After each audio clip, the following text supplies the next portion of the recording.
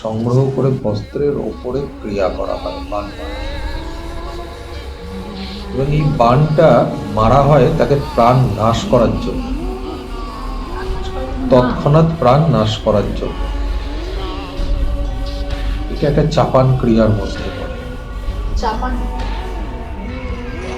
যে ক্রিয়াতে কি হয়, কোনো প্রেতের কোনো অপঘাতে মৃত্যু মানুষের যে কোনো হাড্ডি, যে হাড় খুব জাগ্রত অবস্থায় থাকে, কারণ সব হাড় জাগ্রত থাকে, যে হাড় জাগ্রত